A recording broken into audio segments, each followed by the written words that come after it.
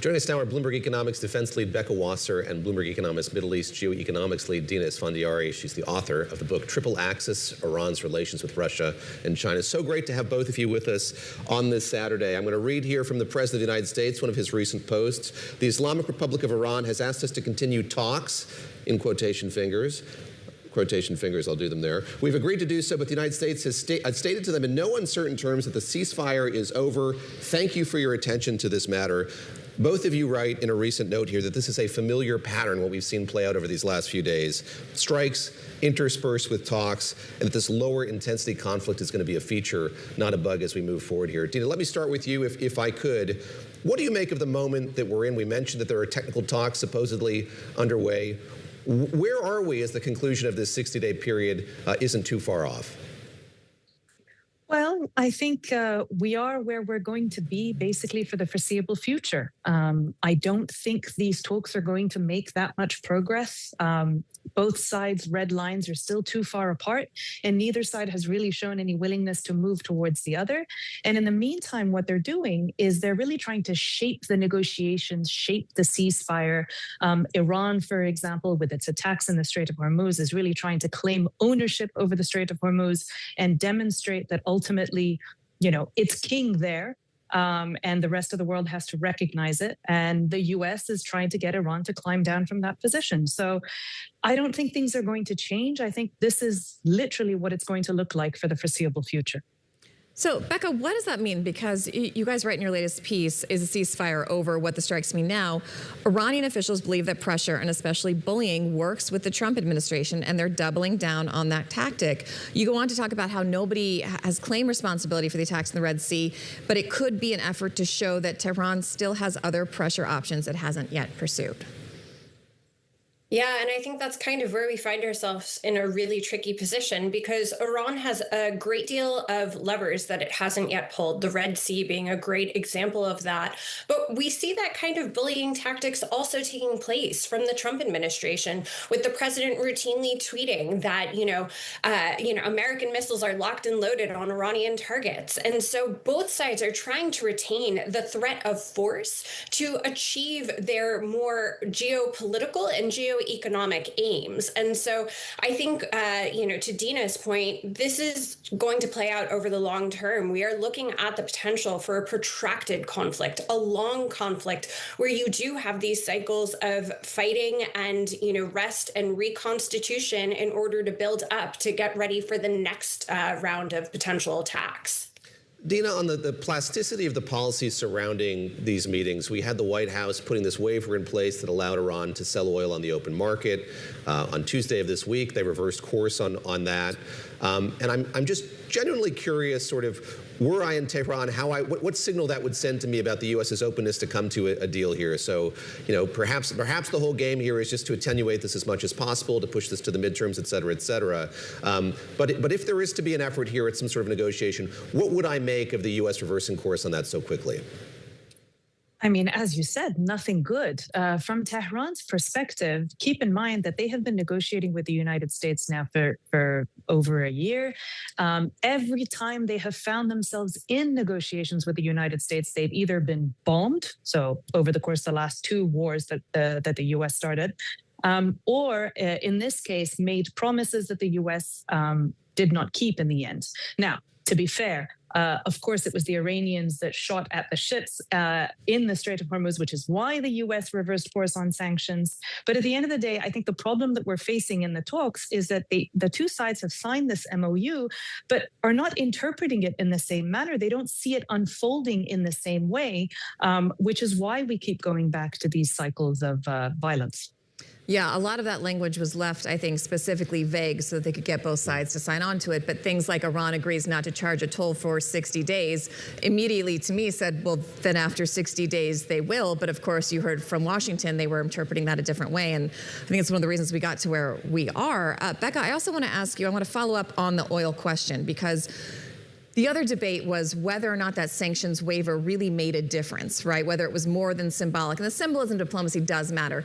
But when you look at who is buying Iranian oil, who their big clients are, who is buying this, are they able to sell it, and is it, when I think about Russia and their oil shortage at the moment due to that conflict, is that related here? Are they a better or worse client for Iranian oil at this time? Well, I mean, I think Iran hasn't relied solely on Russia for a little bit. I think there's also been conversations that were taking place from, India about buying Iranian crude. So there's a lot of options that Iran has had. But again, this has now been revoked. And for Iran, it was an incentive, a carrot, to try and get them to the negotiating table and to shape that next round of talks for the MOU that now is no longer there. And so there's probably going to be another round of carrots and sticks, and where that ends up, we'll see how it goes. But at the end of the day, it's not just about oil for now. It's about who controls the strait and is the strait open. And you see from the U.S. side a continued push to make sure that it is open in their terms. But right now they're trying to rely on Iran to at least issue a statement. But talk is cheap, and actions are the things that actually matter here. Dina, you watched, as we all did, the period of mourning that preceded the funeral for the late supreme leader in Iran, and obviously there were masses in the streets. And I'm wondering sort of what you took away from the way that unfolded, the degree to which that conveyed unity or not among leadership in Iran, sort of what we can take away from that huge ceremonial event that just concluded. Well, I think what the leadership tried to do with this week-long funeral procession was to demonstrate unity, was to demonstrate that it still had support inside the country despite everything that we've seen, the war, the protests in January. This was their moment really to show that the Islamic Republic still has support inside Iran. And to a certain extent, they were able to show that. There were a lot of people that showed up. The funeral procession even went all the way to Iraq. There were many foreign dignitaries that showed up last weekend at the beginning of the procession. So in some ways, they were successful.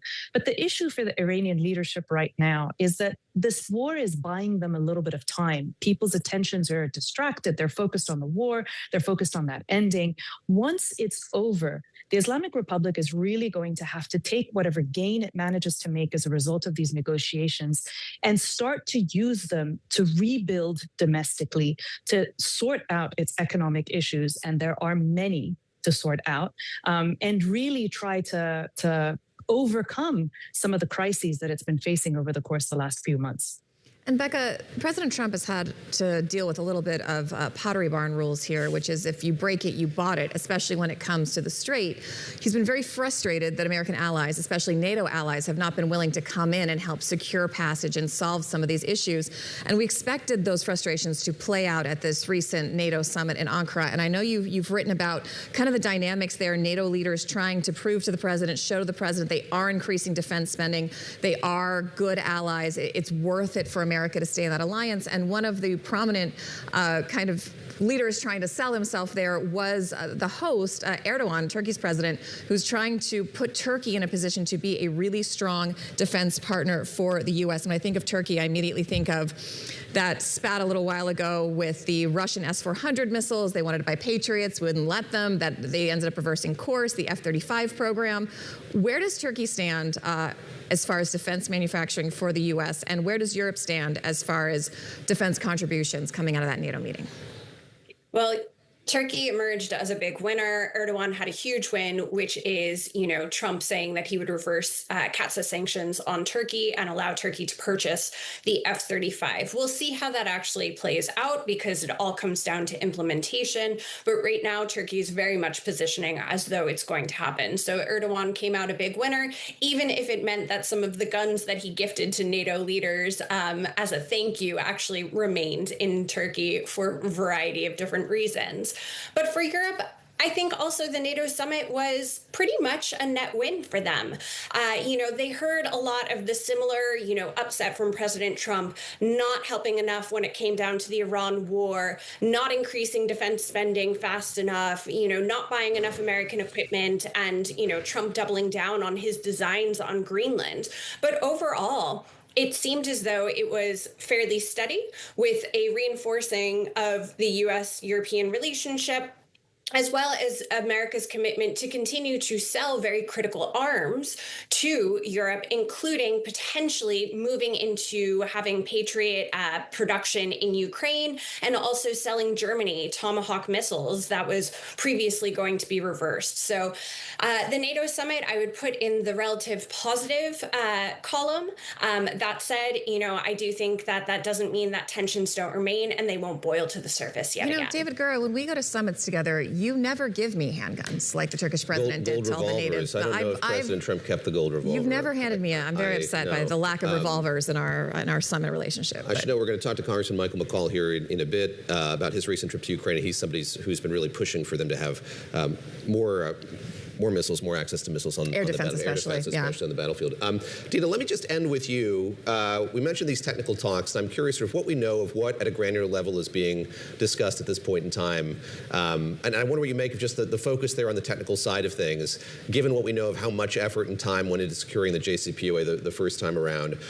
When you hear that the talks are technically focused, is that a positive sign that they're getting down to brass tacks here? Or is it perhaps alternatively a sign that because they can't agree on broader issues, there's ample room here to haggle over smaller things? How do you read just sort of where we are in terms of the talks right now? And who is there? Yes, and who's participating? Yeah. So, no, I do think it's a positive that there are technical talks going on and that there are kind of lower level talks. They're really focusing on the details. I think that's what was lacking in the MOU. The MOU was like a one-page broad strokes document where even the language was very vague. And look where we are now as a result of it. So the fact that they're having technical talks, detailed talks on very specific issues, that's a good thing.